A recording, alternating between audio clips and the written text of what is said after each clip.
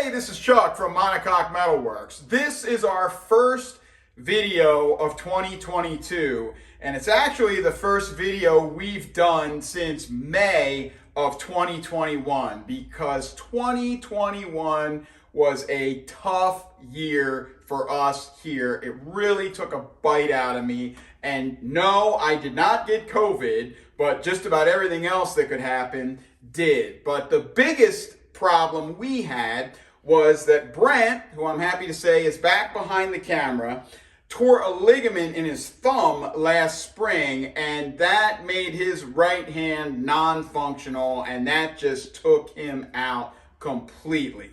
So for most of the rest of the year, I was here by myself making parts. We have another guy that helps us out, and he had some issues too in the fall. He's okay now too.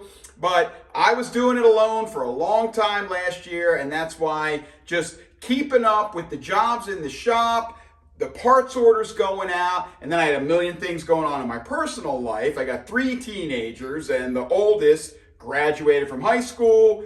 We took her off to college. I actually turned 50 last fall, and my body just kind of told me about that instantly, and started getting a lot more aches and pains than I used to, but that might have been because I was in here 7 days a week making parts. But we stayed on top of everything. We are back in shape. We even have a couple new young guys that came in over the past few days and cleaned the whole shop. So this place is spotless. It's time to do a video. You can see that I've actually changed some of the machines around, and we had trouble with some of the manual machines. The machines are getting older, and I'll tell you, pulling that handle day in, day out will wear you down. So we started to get some more powered machines. They're still all old vintage machines. I love Diacro stuff. We've got some bigger stuff in the back of the shop. But so things have changed. We've kind of kept things going, and we're back. Enough of that. But if you want to see a perfect metaphor for how 2021 went for us, follow me over here.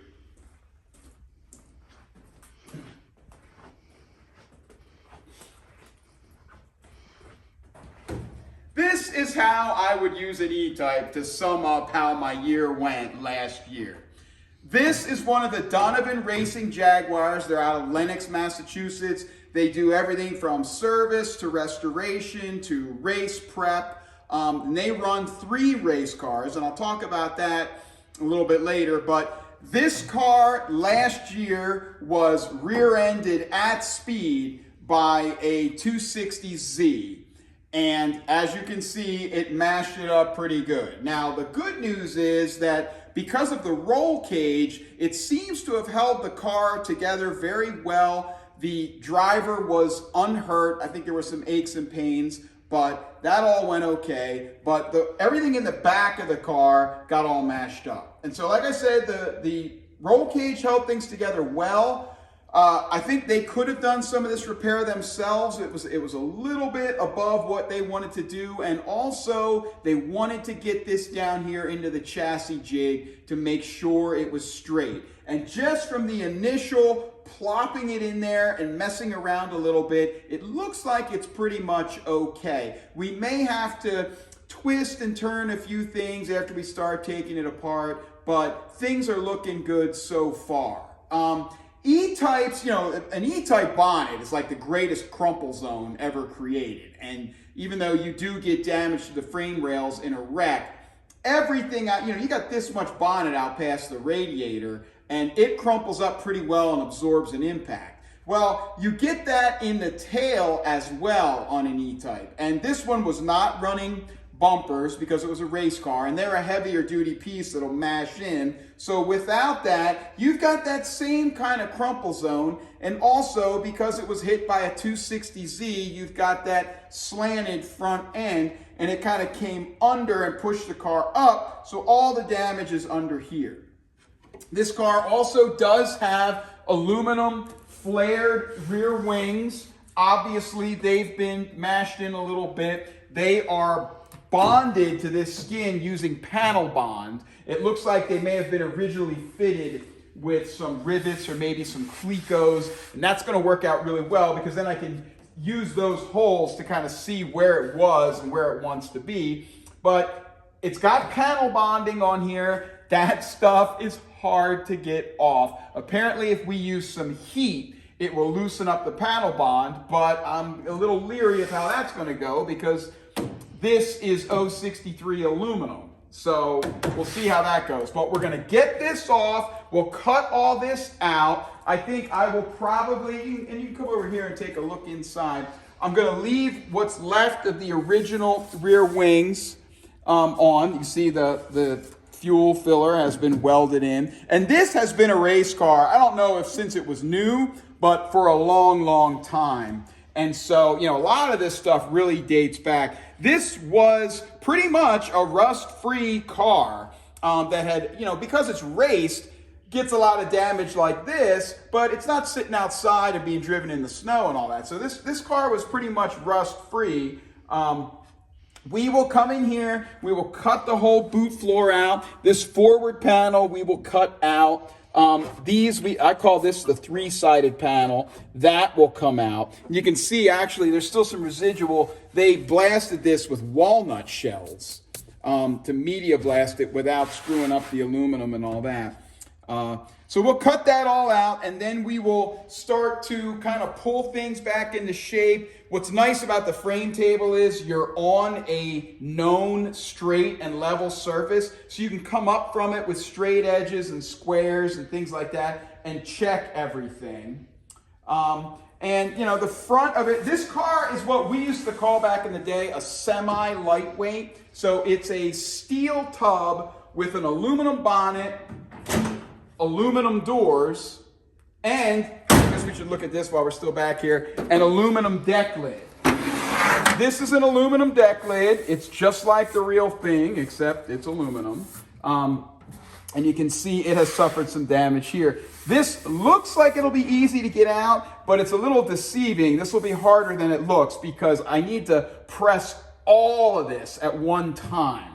So I'm gonna have to kind of get creative with some pillows or airbags or my knee or who knows what, but we'll figure that out. If you come up front here, you can see that we have actually been involved with Donovan's racing team for a while now. They first called me, it might have been 2013, to do some work on their fastest car. Now, this is their car number 63. This is a 67 Roadster. If you look up here on the poster, that is a poster of their car number 62. I'm sorry, I don't know what year that is, but it is a clone to this car. Actually, this is a clone of that car. So these two are pretty much the same. Again, both semi-lightweights with the aluminum bonnet, doors, and deck lid, steel tub, race prepped engine. But then they also have their 61 car, and their 61 car is kind of like the full-out, full-blown race car. It has the wide-angle head, the most horsepower, bigger carburetors, and it has an original factory, or did have an original factory aluminum bonnet on it that was one of two that were made by Jaguar without headlight openings. And Donovan came to me that winter, I think it might have been 2012 to 2013. They had had a crash and they needed some repair to that aluminum bonnet. But unlike this car and the other one up there, it has a special aluminum bonnet, and also there had been so much wheel flaring work and moving of the pieces underneath for large tires that it really needed to be special. And so this wing came off that car in that crash, and I had not worked with a lot of aluminum at the time, but I really wanted the job and I really wanted the opportunity to play with an E-Type race car again. And so I took it on and I made them a new aluminum wing. I was super proud of it. It took me a lot of time and a lot of work. I was walking around the house, hugging it, showing it to my wife and kids. This is that wing right here. It lasted for a few races and there was another major accident and it was destroyed again. So I got to redo that bonnet twice.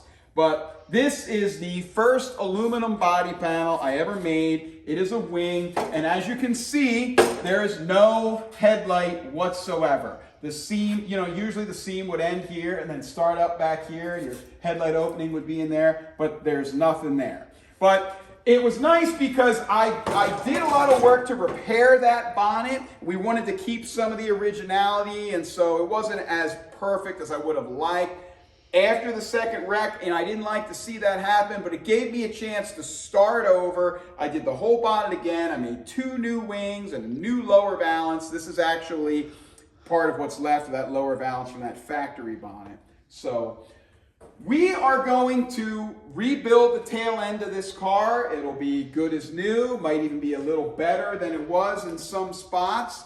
And we're gonna do it by mounting it in the frame table. We've got all the jigs right over there, kind of behind Brent. They'll all get mounted up in here. We will check all of these chassis mounting points and make sure they are dead on in the front and back here at the rear tail. And then we actually do have jigs that come around and grab this bumper seam. I don't know how usable that's going to be on this car because we've got this wing flare that's going out, so we won't be able to make as much use of that.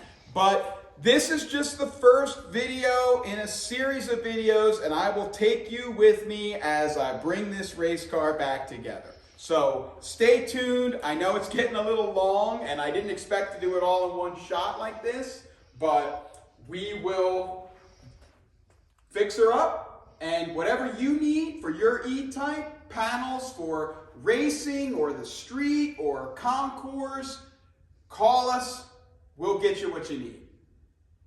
Thanks for watching.